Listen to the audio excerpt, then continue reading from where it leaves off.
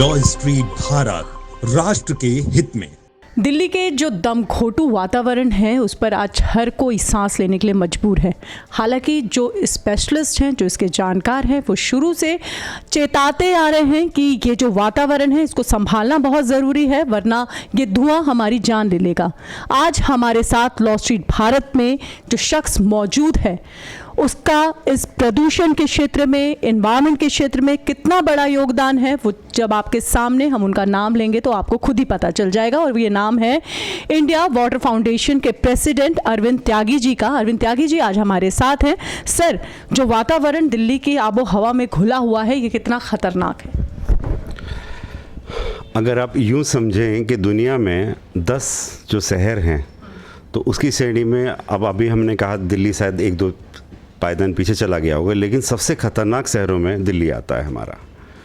और वो क्यों आता है, उसका बहुत बड़ा कारण क्या है कि जैसे आमतौर पर लोग अभी समझ रहे हैं कि केवल पराली जलाने से ही सब कुछ हो गया है, ऐसा नहीं है। 51% जो टोटल है हमारा पॉल्यूशन वो व्हीकल की वजह से है। टेक्नोलॉजी जो हमारे हम फ्यूल यूज़ कर रहे हैं, डीजल, पेट्रोल जो भी है, और किस तरह की हमारी क्वालिटी के व्हीकल्स हैं। सेकंड, हमारा 13% के करीब जो आता है वो हमारा इंडस्ट्रियल से आता है, जो इंडस्ट्रियल पॉल्यूशन है। अब आप अगर ने कुछ को बचाव के लिए कोई चीज़ बनाई तो उसके लिए भी इलेक्ट्रिसिटी लगेगी, या इलेक्ट्रिसिटी के लिए कोयला लगेगा, तो वो फिर पॉल्यूशन करेगा। तीसरा सेक्टर हमारा हाउस होल्ड है। भाई कोई भी चीज़ हमने उठा के फेंक दी, वो जाके लैंडफिल पे जमा हो गई। अब लैंडफिल पे जमा हो गई तो खाली कार्बन ही नहीं कर रहा है, CO2 नहीं कर रहा है, मीथेन भी है साथ में, जो आपके फेफड़ों को नुकसान पहुंचा रही है, जो आपके नर्वस सिस्टम को नुकसान पहुंचा रही है। उसके बाद का सेक्टर जो आता है हमारा, वो 5% हमारा होता है ये बायोमास का, जो जलाना जैसे आप बता रहे हैं वो चीज़ है, और 4% और चीज़ें इसमें मिला के है। तो टोटल 100% जो हम देखते हैं तो 51% इसमें व्हीकल से आ रहा है।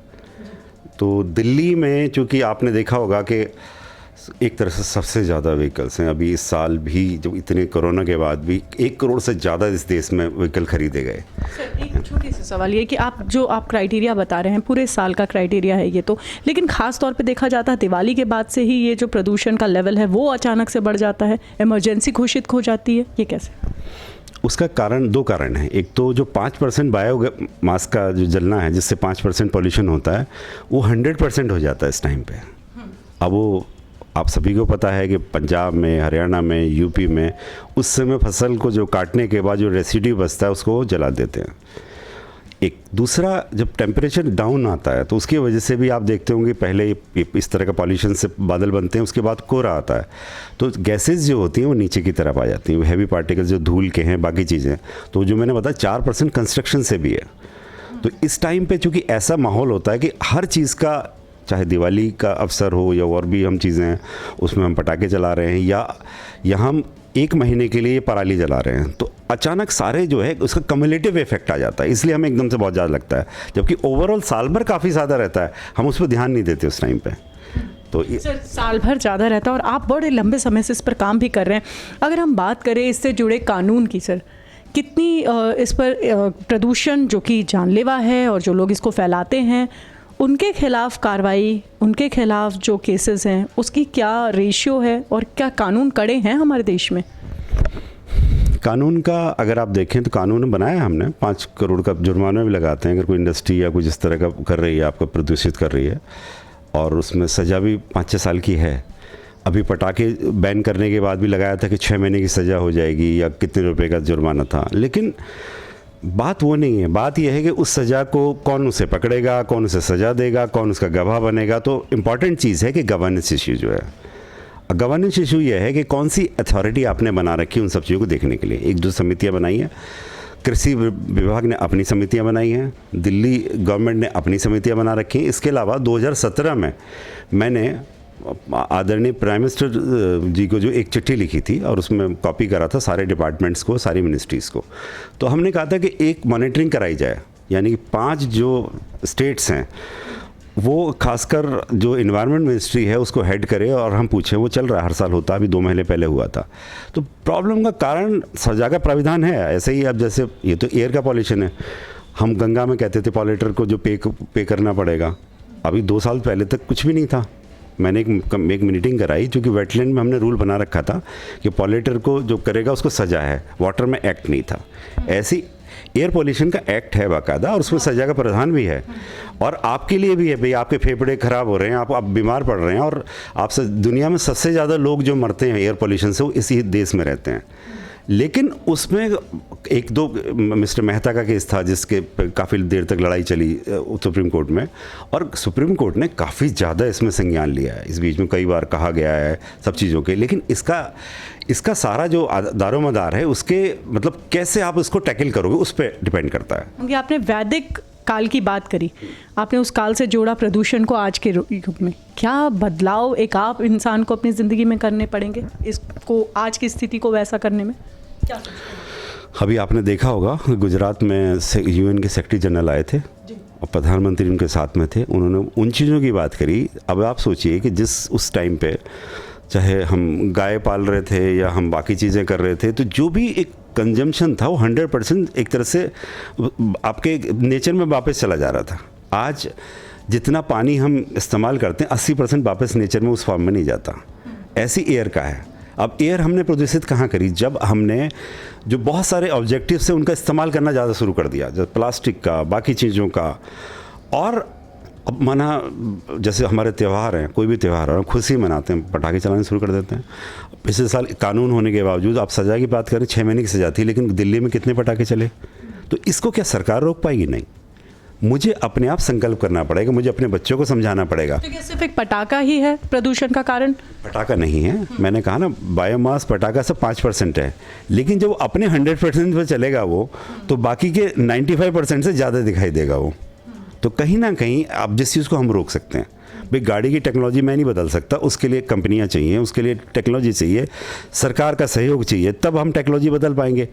BS6 पे आप आए और आगे हाइब्रिड पे जा रहे हैं, तो उसमें मैं नहीं कर सकता, मैं क्या कर सकता हूँ?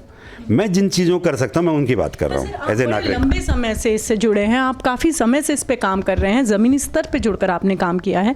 आप देख रहे होंगे कि इससे नुकसान कितना है, जो नुकसान इससे निकल कर आ रहा है, प्रदूषण, चाहे वो जल प्रदूषण हो, वायु प्रदूषण हो या दूसरे कोई भी प्रदूषण हो, उससे जो ये नुकसान आ रहा है। सर, ये कहीं ना कहीं ये बोल के कि हमारी अपनी जिम्मेदारी ठीक है, लेकिन क्या इसमें कोर्ट का, क्या इसमें कानून का, क्या कड़ी सज़ा का, इसमें केसेस भी कम दर्ज होते हैं।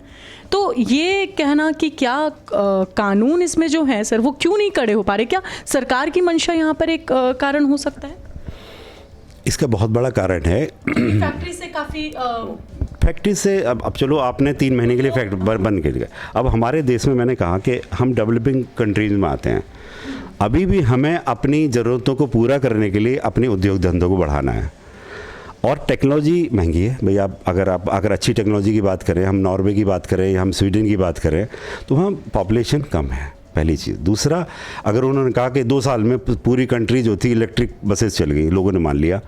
अब अगर हम चाहते हैं कि इलेक्ट्रिक बसेस में लोग सफ़र करें, अब तो 1 साल के अंदर अंदर जितनी भी रेलवे है वो अपने आप को इलेक्ट्रिक कर लेगी, ब्रॉडवेज वाली जो है।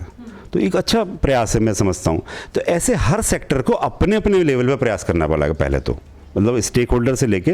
अब सज़ा में क्या है कि आप किसी को, मतलब अगर आपको अपराधी नहीं बनाना तो आपको खाली सज़ा का दिखा के आप उसको अपराधी बनने से नहीं रोक सकते। उसका कारण है कई आदमी की मजबूरी है, कई आदमी को उसका शौक़ लग गया है चीज़ों का। भाई आदमी कहता है कि मुझे तो भाई पटाखे चलाने या मुझे तो पराली वो करने, क्योंकि जब तक सरकार मुझे 100% इंश्योर नहीं कर देगी मैं रुकूंगा नहीं। तो अब वो क्या, उनको ये सोचना पड़ेगा कि कहीं ना कहीं भाई अगर वो पंजाब में चल रही, उनके बच्चे दिल्ली में पढ़ रहे हैं, तो उनको रोकना पड़ेगा उस चीज़ को। हाँ, मैं ये मानता हूँ कि सरकार को अपनी और ज़्यादा मेहनत करने की ज़रूरत है। अब हमारे साइंस टेक्नोलॉजी मिनिस्ट्री में 200 इंस्टीट्यूशंस हैं। हमारे देश में 1000 से ज़्यादा ऐसे इंस्टीट्यूशंस हैं जो मतलब वर्ल्ड स्टैंडर्ड के हैं, IITs हैं। तो क्या कोई टेक्नोलॉजी ऐसी निकालनी जाती? मैं तो एक हमेशा डिमांड और सप्लाई दोनों साइड में जाता हूँ, क्योंकि डिमांड साइड पे भी है, सप्लाई साइड पे भी है। अब मैं रातों रात कहूँ कि इस चीज़ को बंद कर दो तो वो नहीं ठीक है।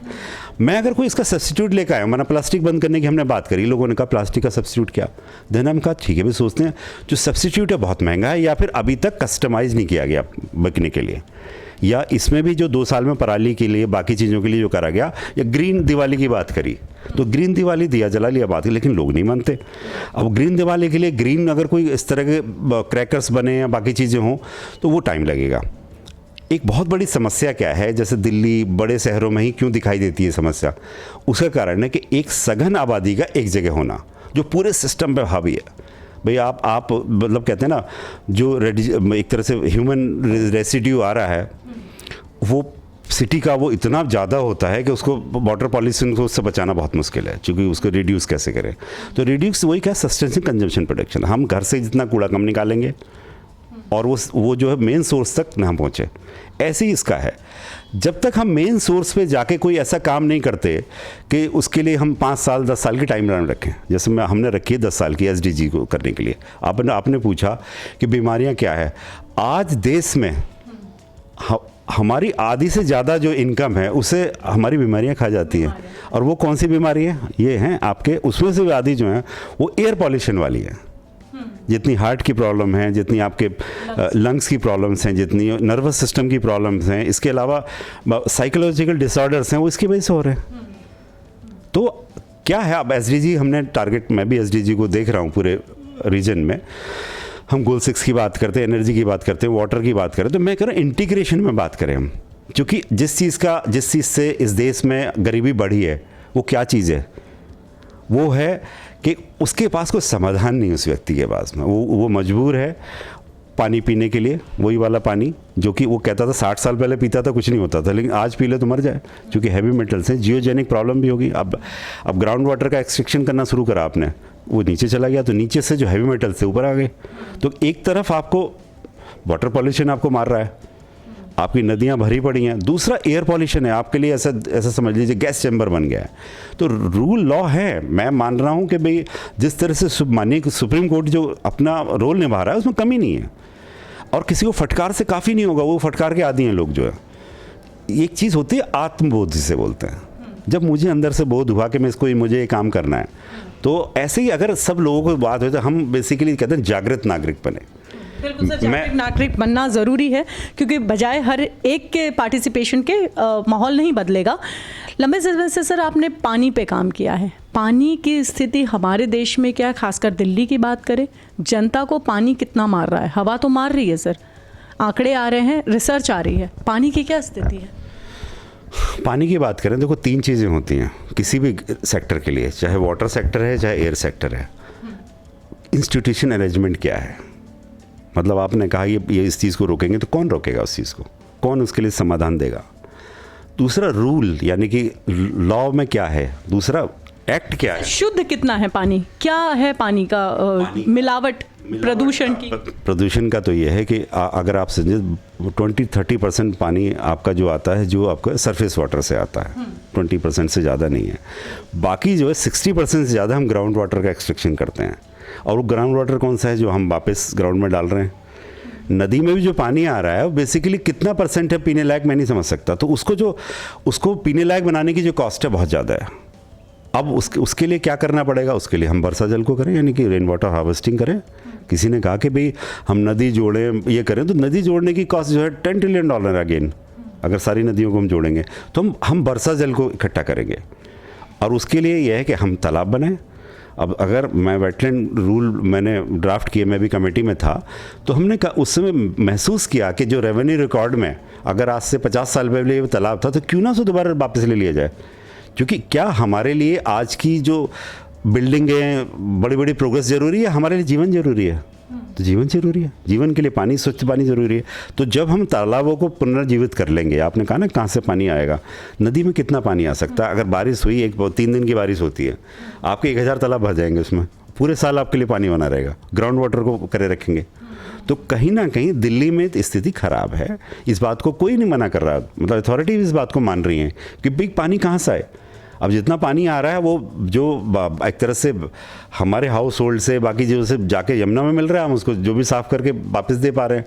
तो कॉस्ट बहुत ज़्यादा एक तो, और दूसरा उस क्वालिटी का वाटर नहीं है जिस क्वालिटी का होना चाहिए, क्योंकि उसमें जो मिनरल्स होते हैं वो कई जगह हैवी मेटल्स हैं। दिल्ली में देखोगे आप तो आयरन की मात्रा बहुत ज़्यादा है, मतलब कुछ चीज़ों को तो आपको लेने की ज़रूरत नहीं है, ऑलरेडी बहुत सारे हैं उसमें।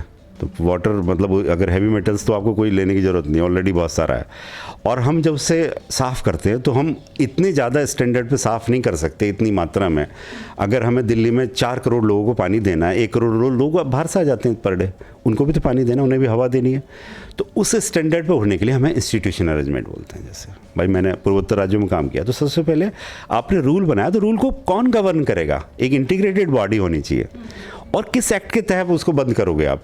किसी को अगर सजा देनी, प्रावधान क्या है? अब प्रावधान में निकलने के रास्ते बहुत सारे हैं। अगर वो बंद भी कर दिया तो वो किसी न किसी तरह से निकल आएगा जाके। तो उसको कैसे आप बाइंड करोगे कि आगे से ऐसी एक्टिविटी ना करे? अब चलो उसने कहा मैं छोड़ दिया, तो मैं क्या करूँ? भाई आपने सारी इंडस्ट्री यहाँ पे दिल्ली से बंद करा दी, उठा दी, तो वो लोग क्या करें? तो उनके लिए भी कहीं ना कहीं कोई ऐसा इंतजाम हो कि आप कहते हैं ना अल्टरनेटिव रिसोर्स पर, कहते हैं जो अल्टरनेटिव लाइवलीहुड्स के लिए।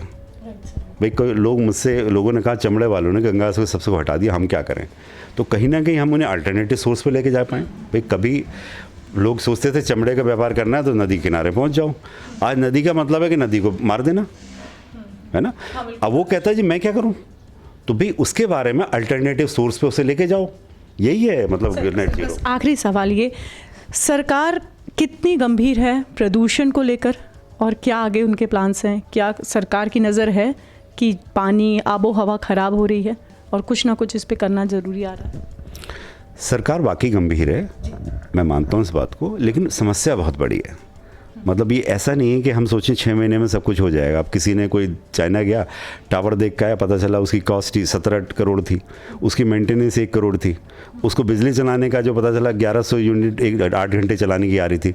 तो जो हम जिन सक्सेस स्टोरी पे जाके बाहर जाके देख के आ रहे हैं, वो हमारे देश में उसको एक तरह से ठीक से लागू कराने के लिए टाइम चाहिए। पहली बात तो ठीक है, हमने स्कैंडिनेवियन कंट्रीज़ को देखा, 100% वहाँ पे ग्रीन एनर्जी आ गई। अब जैसे ग्रीन एनर्जी में ग्रे और ग्रीन हाइड्रोजन वाली आई है, तो मुझे बहुत आशा है इस चीज़ से, क्योंकि अगले 5 सालों में आपके आधे से ज़्यादा व्हीकल जो होंगे, आधे से ज़्यादा, चाहे कितने भी हैं, मतलब दुनिया में तो उससे भी ज़्यादा हो जाएंगे, वो हाइड्रोजन और इस सब एनर्जीज़ पे आ जाएंगे। पहली चीज़। दूसरा, जो हमारी इलेक्ट्रिसिटी है जो हमें जनरेट कर रहे हैं, अब वो कहाँ से आ रही है? सबसे ज़्यादा अभी भी कोयले से है। तो जब हम कोयले से उसको दूसरे सोर्सेज पे ले जाएंगे, वहाँ से हम पॉल्यूशन को कम कर पाएंगे। क्योंकि ये 15 दिन का जो होता है मेला लगता है ना, 15 दिन का पटाखे चल गए या फिर वो उसमें पराली जला ली, ये इससे कुछ भी नहीं होगा, है ना? हमें पूरे साल भर का एक प्लान बनाना पड़ेगा। अगर अगले साल मुझे अगर कोई कहे कि नेक्स्ट ईयर मतलब आपको इस चीज़ पर रोकना है, तो मैं 1 साल पहले से प्लानिंग करूँगा।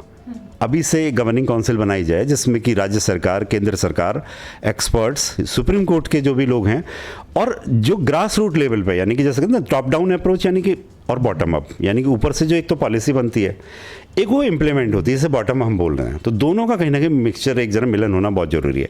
तो जब हम इन चीज़ों को कर पाएंगे, तो मेरे ख्याल से 2030 तक, जो मैं अभी देख रहा हूँ, जो हमने रिपोर्ट अभी एनडीसी की रिपोर्ट सबमिट करी है, और ग्राउंड पे भी मैं देख रहा हूँ, क्योंकि बहुत बड़ा मतलब एक तरह से हम विचित्र हैं ये देश में, इस दुनिया में, यहाँ जो है मतलब पॉपुलेशन का बहुत ज़्यादा है। मतलब आप सोचती हैं कितना एक घर से बह के चीज़ें नदी में पहुँचती हैं।